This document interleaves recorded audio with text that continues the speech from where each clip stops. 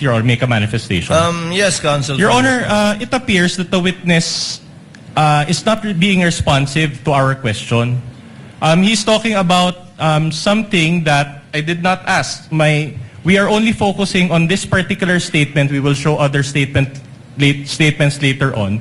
And we cannot get an answer from him if he knows. Counsel, even I am confused with the question happened in real life. I think some of us are too.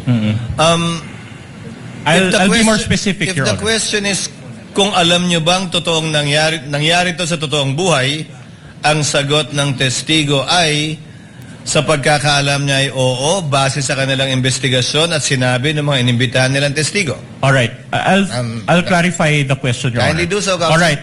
In this statement, for example, the Vice President said there were threats to my life inside the Batasang Pambansa. Are you confirming that? That is within the transcription here, sir. Now, my question to you is this. Did you investigate those threats? Objection. To VP Sara's Okay now.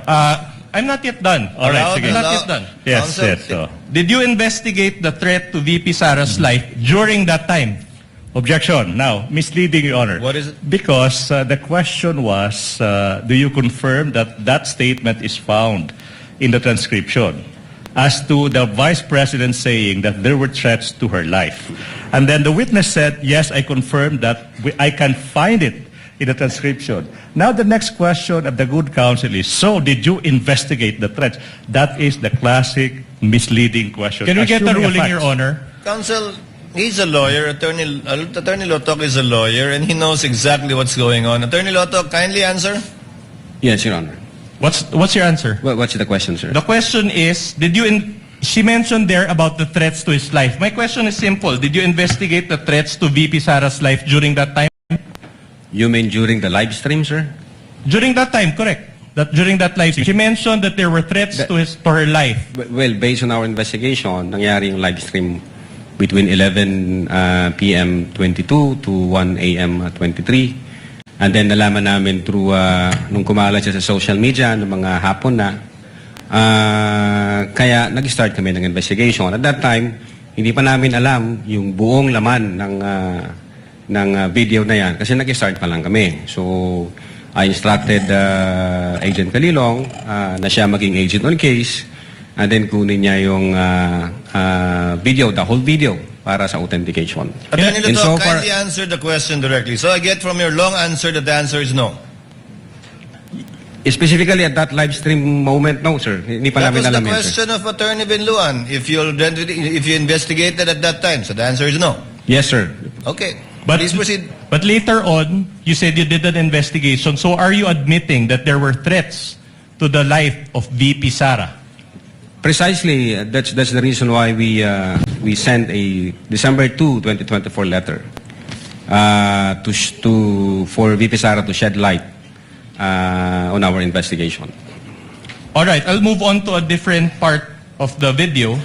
On page also of Exhibit D-1-145-A, this now pertains to timestamp 5930 onwards of the video recording. So page 15 of the affidavit of transcription, also by Agent Calilong of the NBI, dated December 26, 2024. Can we show that video and then provide the appropriate transcript? Can you play that again, please? Yung speaker mo, pinabayaan mo siya abusuhin ang pera ng bayan. Paikot-ikot sa buong bansa, namimigay ng pera na para bang kanya yung pera.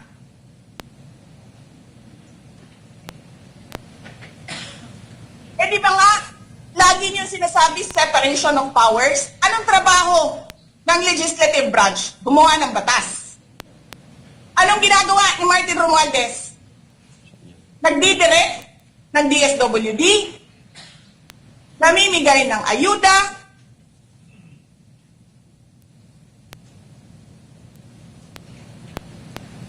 nagsasabi kung anong bibigay, anong ibibigay, anong gagawin, sino ba ang presidente. All right. So my question to you is this. Having watched that video and read the transcript, my question is very simple. Do you know for sure if this statement by the Vice President or any part thereof happened in real life? Well, Your Honor, as I've said, I've answered already. Nung inimbestigahan namin yan, yung video, Your Honor, nagsubpina kami a yes or no answer will suffice, Your Honor. Kindly answer more directly to save on the court's time, Mr. Attorney Otok. Your Honor, based on our investigation, yes, it happens. In the natural order of things, nangyari talaga yan. So in other words, you're admitting that Martin Romualdez goes around the country to distribute money? I'm saying, nangyari ho yung utterances na yan. That's not my question. That's precisely my point. I'm not asking if she made the statements. I'm asking if the truth of these statements you have personal knowledge of. So be more direct in your answer. That's why I have to object now, Your Honor. Now, there are several statements made, and then the witness is being asked, do you confirm these statements? Compound question. Exactly, that's the reason why we don't allow. There are so many statements o sinasabi gumawa ng batas. So siguro yung tanong is this happen, did this happen in real life? So this witness being confronted with several statements and he is being asked to answer a yes or no. That's why it's compound question. Your Honor, my question is the statements or any part thereof, Your Honor. The witness is smart enough to answer. He can just clarify. The objection is sustained, but not on that ground, but rather in the ground that the witness is incompetent to testify as to the truth of the matter stated by the Vice President. He can only testify as to the fact that those statements were made only as to tenor, but not as to the truth, given that he only investigated and was not there. You may proceed, counsel. In that case, Your Honor, if we confront also, just a manifestation, Your Honor. Yes, you may proceed. In other words, Your Honor, we would like to manifest, Your Honor, based on that ruling of the court, that even if VP Sara said that she already talked to a person, then we cannot confirm the truth because this witness does not have personal knowledge. That's a conclusion. Objection. That's just a manifestation for the court's appreciation. Can I just proceed with my next question, counter Your Honor? manifestation, Your Honor, please? Counter manifestation, please. To put into record, Your Honor, please. For about 15 seconds, counsel, Okay, yes. the defense is entitled to their own conception of things. They're entitled to their own imagination. That's all. Counsel may proceed with this cross. Just to belabor this point, Your Honor, Annex D-1-145-A. Anyway, Your Honor, they showed around 7 to 8 videos yesterday, so we'll show about 4.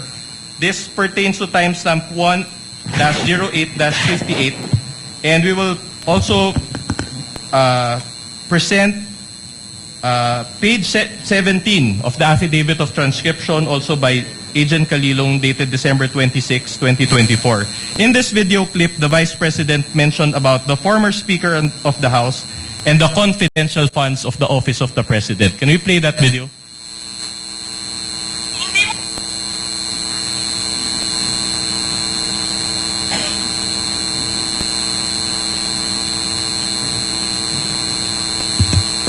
Hindi ka dumadaan ng contest eh. Kasi wala kang kalaban sa Tacloban. Kasi pinigili mo, pinapakidnap mo, hinaharas mo, ang mga kalaban mo. Hindi ka dumaan ng contest. Ang alam mo lang, mayaman ka, bibilin mo lahat ng tao ng pera. Ipupriman mong tanan, kwarta na may inyo. There is nothing in you except money. Yan lang. Martin, harapin mo yung katotohanan. Walang senador man, Vice President man, hindi ko nga alam kung mananalo ka pa ngayon sa Tacloban eh. Malamang hindi na. Sinong gusto sa lahat sa buong Pilipinas kung ibalik ka sa Kongreso? Hindi lahat ng tao pupunta yan doon sa Tacloban, mahangampan niya yan sa kalaban mo. Kasi magnanakaw ka. Hindi ka dumadaan sa audit.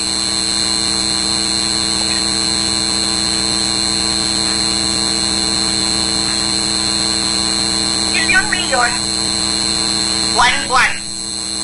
Certification lang ng congressman.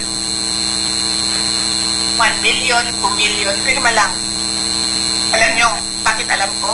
Kasi may MA din ako. May MA ako sa DepEd, may MA ako sa UP. Pero sa amin, sa akin, i-require ako ng isip ko. Nakuha. Pero alam ko, certification lang ang kailangan. Pero nag-comply ako. Bigay nyo lahat ng resibo. Pero ikaw, pirma mo lang, hindi mo ata pirma yan, pirma lang ng staff mo yan. Milyon dyan sa committee on accounts. Lumalabas ang pera. Pirma nyo lang. Walang nag-audit sa inyo. Sino ang nag-audit? Confidential funds ng Office of the President. Wala.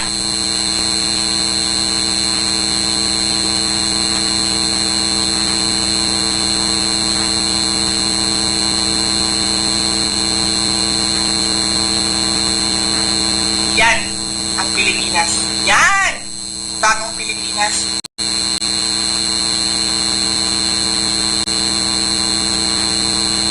Kriminal ng speaker. Bakit ko nasabi kriminal siya? Basahin niyo yung kaso niya sa United States of America. Okay na. Sinungaling, Presidente. All right. Again, my question based on this video is very simple. She spoke about Speaker Martin Romualdez as well as the President. Can you confirm or do you know for sure that these statements about Martin Romualdez or the President are true? Okay. Your Honor, I will object on the same ground, and I hope that the presiding officer will do the same ruling. This witness is incompetent. I know what the defense is doing. Your Honor, objection. Incompetent. This witness is highly incompetent as to whether he knows whether those statements are in fact What's the ground happening. for the objection? Can we just be informed of the ground for the objection? I just said it. Incompetent. This witness Can we is get the ruling, incompetent. Your Honor? Sir made an earlier ruling already that the witness is incompetent to testify as to the truth of the matter. But since Attorney Lotok, you're a lawyer, I will give it this time to the counsel for the respondents. Kindly respond. Since you're a lawyer, you should know the proper answer to this question. Kindly respond to the question of counsel for respondent. Again, I do not know personally about the factual circumstances. What I know is that she uttered those statements. No. We're satisfied with that answer, no? Your Honor. One last Proceed, video. counsel. One last video. On page 87 of the Articles of Impeachment, Annex G9, this is timestamp 1-12-43. This is quite a lengthy video, but not as lengthy. But this is our last video, so we beg the court's indulgence. The affidavit of transcription, page 17, also of Agent Park Calilong, dated December 26, 2024. Are we ready with that video? Your Honor, to save... Counsel for the prosecutors. because I know the counsel will ask the same question. So to save time, Your Honor, please, since the Your counsel... Honor, what is the objection? I'm not yet done. I'm not yet done. Kindly let the counsel for the prosecutor finish. Relax. Now, Your Honor, if the same line of question will be asked, okay. Your Honor, wait, I'm not yet cannot done. he cannot I'm not preempt yet Your done. Honor. I'm not yet done. The prosecution is willing to stipulate that, yes, the Vice President uttered that statement as to the fact of her uttering the statement. We have a different question, Your Honor, just to satisfy his query. All right. So I guess the objection is withdrawn, or the manifestation is withdrawn, and counsel for respondent may proceed. Play the The video, please. showing of the playing of the video. Ano nang kainin ko, buffet. Saan dito sa House of Representatives. Alak. Lahat ng juice, lahat ng mamahaling wine.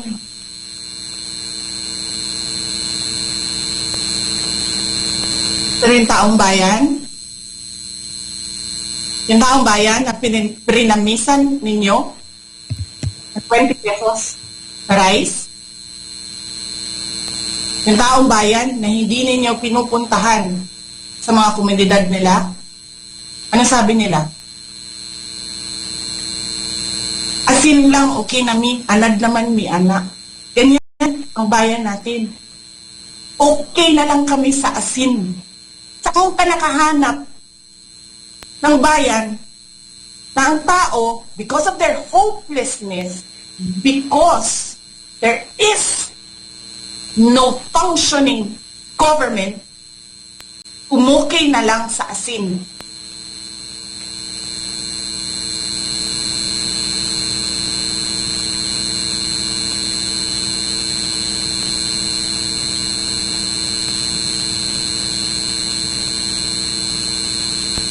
Buti na nga lang, abogado si Attorney Lopez eh. Kasi alam niya kung ano sasabihin niya doon. Buti na nga lang, abogado si Attorney Lopez eh. Kasi alam niya kung ano sasabihin niya doon sa mga pumasok sa kwarto niya. Na take note, nagnakaw pa ng cellphone. Saan ka nakahanap? Papasok ka, nanakawin mo yung cellphone, dadalhin mo pa yung tao.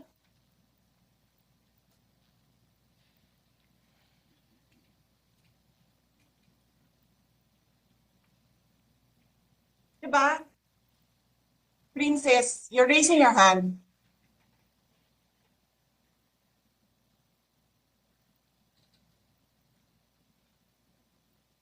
Hello? Naririnig po ba ako, Princess Maui? Yes. Oh, thank you.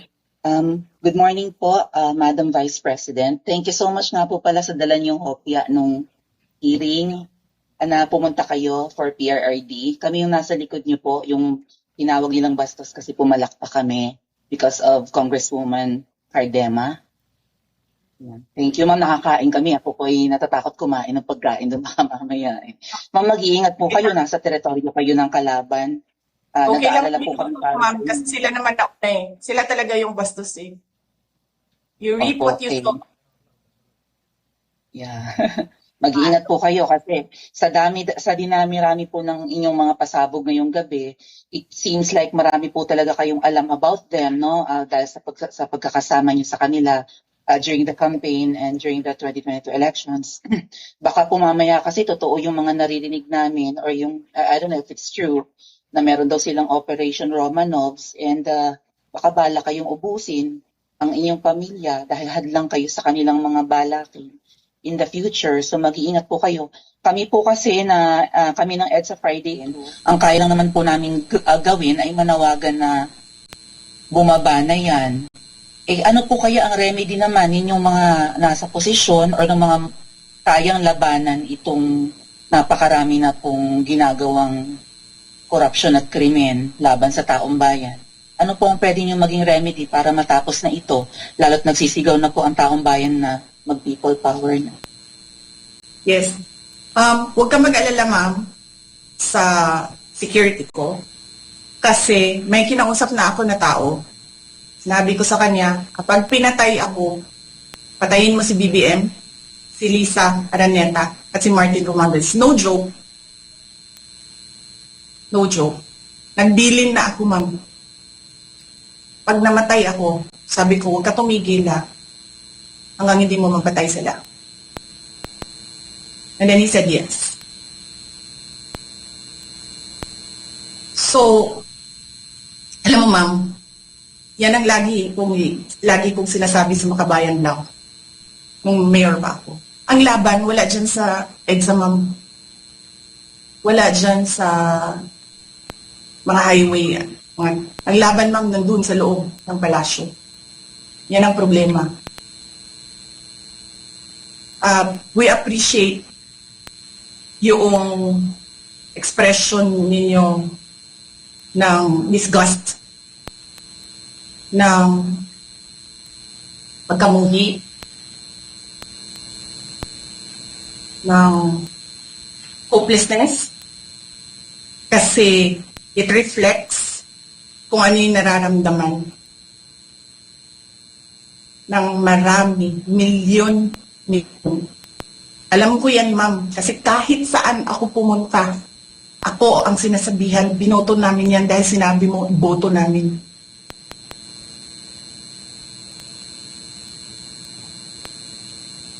So, yes, ma'am. Maraming salamat sa ginagawa ninyo. Dahil sa ginagawa ninyo, I'm sure nakikita yan ang taong bayan, and na-appreciate nila yan. Marami sa ating mga kababayan ang gusto sumali sa inyo. Pero sa sobrang hirap ng buhay ngayon, hindi nila maiwanan yung mga trabaho nila at hanap buhay nila para pumunta sa daan. Bakit sila naghihirap? Bakit? Dahil sa gobyerno. Di ba dapat yung gobyerno natin ang nagpapagaan ng buhay ng tao? Bakit ang gobyerno natin ang nagpapahirap lalo sa tao? Kasi gusto ba nila lagi na lang mahirap ang mga tao para madali mapasunod? May mga lugar kami sa Mindanao na ganyan ang mga politiko. Gusto nila mahirap lahat. E bahugan lang nila ang kwarta. Kung gusto nila, mahirap lahat. E bahugan lang nila ang kwarta. Governor na sila, mayor na sila, congressman na sila. Hanapin niyo, ma'am, yung mga lugar na sobrang hirap sa Mindanao. Tingnan nyo anong gawain ng politiko. Pinapakain lang ng pera ang tao. Pinabastos yung kanilang pagkatao dahil wala silang pakialam. Attorney Lotok, she said a lot of statements in that portion of Yes, the sir. video. In fact, that statement included the statement which you investigated, correct? Included in the transcription, sir. Yeah. All right. Now you get the point. My question to you is this. Can you confirm now that the statement she made about BBM, FL, and the former speaker, and the congressman relating to various acts of corruption are true and happened in real life? As to the existence of that utterances, yes, sir. All right. So you just admitted that the congressmen are all corrupt. As to the Thank you for that. existence Thank you of for that. utterances, yes, sir. That is a foul side remark. She said she. The I wasn't counsel the one who is said it, Your twisting Honor. the answer of the witness. If the I may, witness can I was the one who finish? said yes. Counsel Can I for the finish? parties, kindly settle down. Can I finish? The witness said that he confirmed as to the fact that the utterances were made. That's why, Your Honor, I am objective. Kindly be more specific. Attorney Lotok, you know what's being asked for. Yes, sir. Finish and complete your answer to avoid the misunderstanding. Well, based on our investigation, as to the existence of that utterances, yeah, dahil may mga pieces of evidence kami. But whether or not nangyari yan, wala ho akong personal knowledge, sir. All right. In the same way, you also do not have personal knowledge that VP Sara contracted an assassin, correct? Your Honor, the video dated November 26, 2024, the Vice President reiterated. It's and in answerable by fact, yes or there no, Your was- Honor. How can he be? He is answering. How can he be? Counsels, kindly settle down. This is not a college debate. Attorney Lotok, the question was simple. Kindly answer the question directly. Yes, sir. You That do not it- have personal knowledge. That utterances made by the Vice President that she contracted a person, I do believe that, sir, because of the pieces of evidence that we've gathered, sir. No, I'm not asking whether or not she said those statements.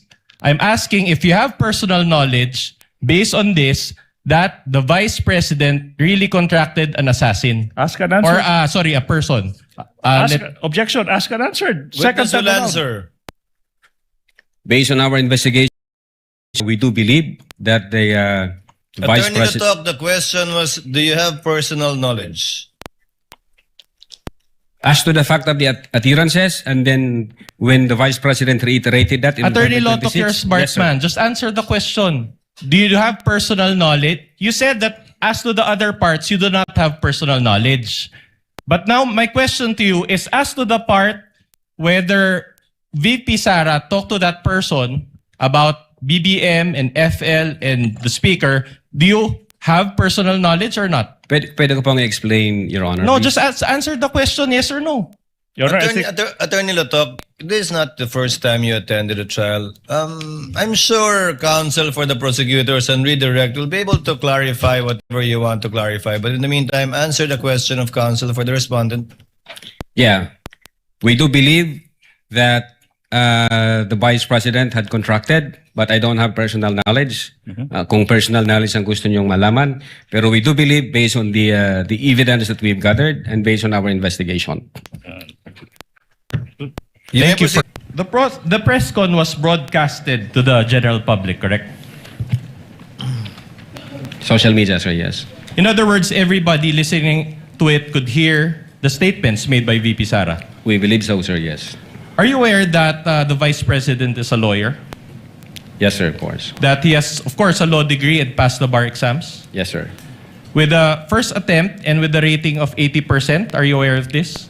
I heard it in the news, sir. Oh, she has a higher grade than most of the lawyers here. But are you aware that she also worked as a Objection, court attorney? relevance, Your Honor. Relevance.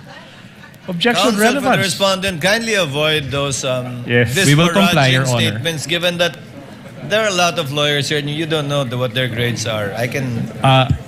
We will comply, Your Honor. So my question to you is this. If she was serious about her alleged plan involving BBM, FL, and the former speaker, does it make sense for her that she would publicly announce this to the general public? If you know. I don't know that, Your Honor. All right. In fact, you showed in your direct examination, you also showed portions of the October 18 press con, correct? Yes, sir. And that press con was also done in general, before the general public, correct? I believe so, sir. All right. Based on your investigation or your experience as an investigator, kapag may balak bang patayin ng isang tao, sinasabi ba nila yung plano nila sa general public? Well, kapag may grave threat, sir, naririnig yun ng ibang tao.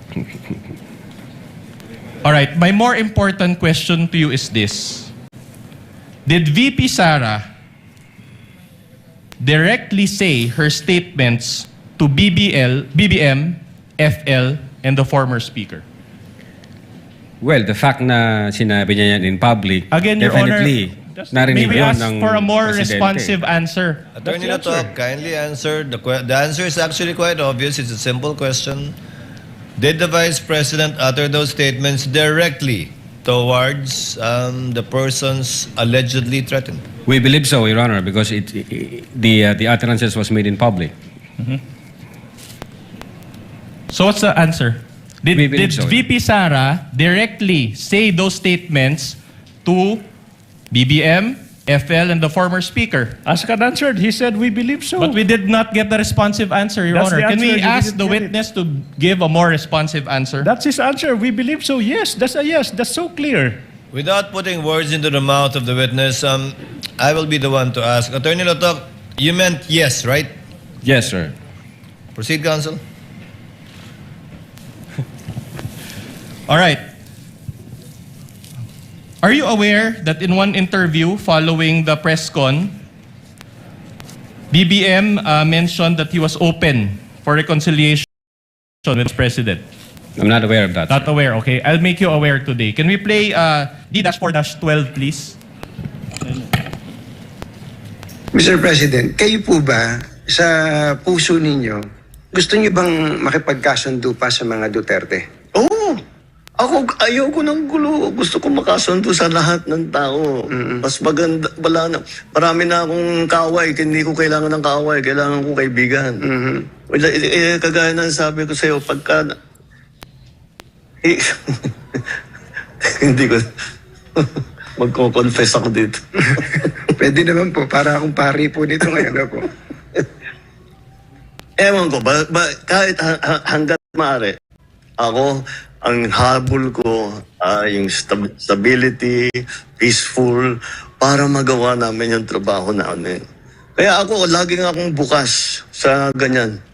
I'm always open to any approach na, alika, magtulungan tayo. Diba? Kahit hindi tayo magkasundo sa polisiya, hindi tayo magkasundo. Gawin niyo yung trabaho, pero wag na tayong nanggugulo.